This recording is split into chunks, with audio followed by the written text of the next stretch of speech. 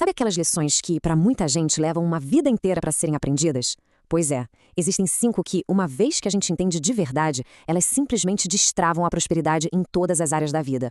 E o melhor, de um jeito bem mais rápido do que se imagina. Vamos descobrir quais são? Mas antes de mais nada, vamos alinhar o que a gente quer dizer com prosperidade. Porque, olha, não é só sobre ter dinheiro, não. Prosperar é um estado de florescimento, sabe? É como remar a favor da correnteza do que é bom e construtivo para a própria vida, seja na família, na saúde, na carreira, em tudo. E para chegar nessa prosperidade, nosso caminho vai passar por 5 ensinamentos que são cruciais.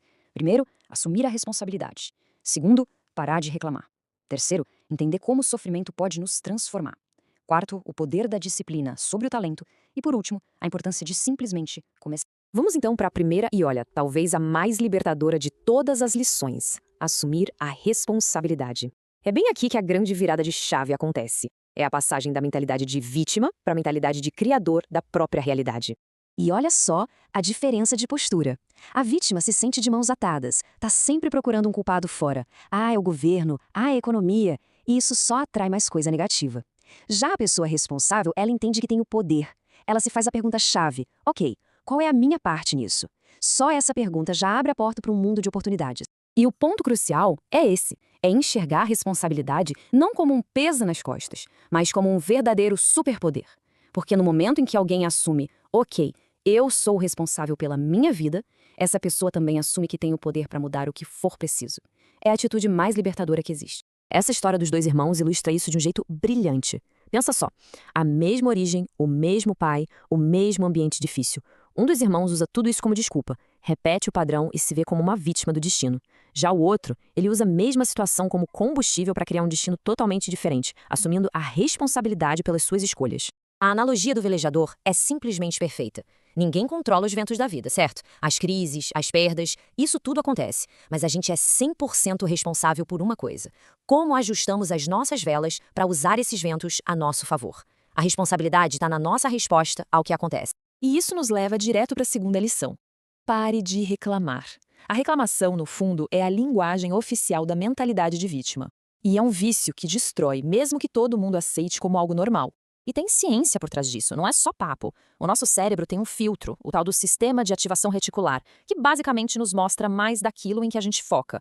Então, se uma pessoa reclama do trânsito todo santo dia, o cérebro dela entende: opa, trânsito ruim é importante. E aí ele começa a mostrar mais e mais provas disso, prendendo a pessoa num ciclo negativo sem fim. Existe uma diferença gritante entre reclamar e resolver um problema.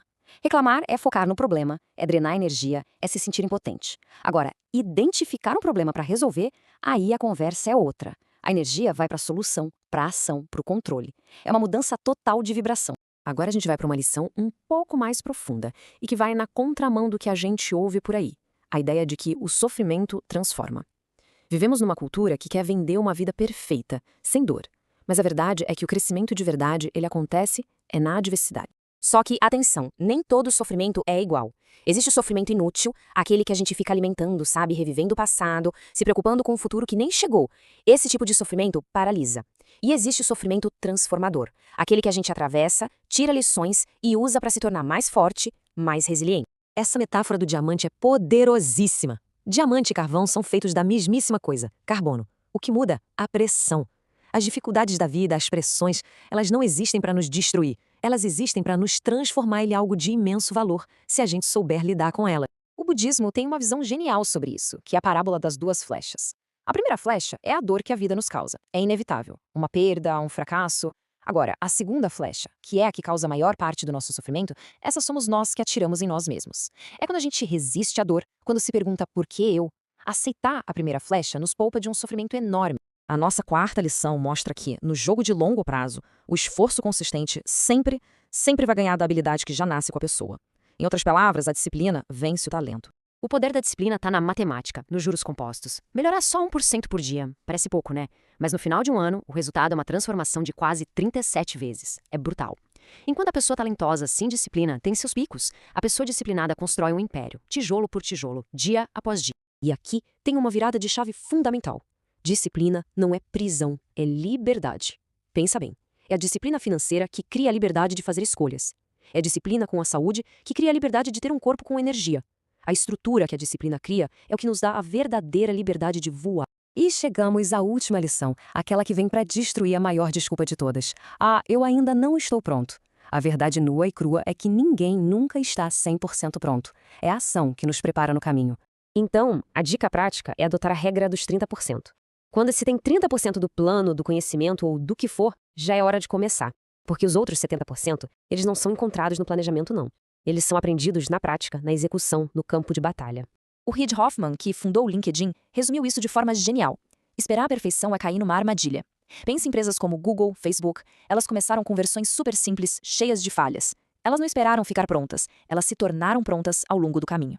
Porque, no fundo, é isso. O perfeccionismo parece uma qualidade nobre, mas na maioria das vezes ele é só um medo da falha, nos impedindo de dar o primeiro passo. E o imperfeito feito vai ser sempre infinitamente melhor que o perfeito que nunca saiu do papel. Então, para a gente fechar e amarrar tudo, assuma a responsabilidade, não se coloque no papel de vítima, foque em resolver problemas em vez de reclamar deles, permita que o sofrimento transforme, confie mais na disciplina do que no talento e, talvez o mais importante, comece agora, antes de se sentir pronto. Quando se aplicam essas lições, uma pessoa deixa de ser só uma passageira e passa a assumir o volante da própria vida.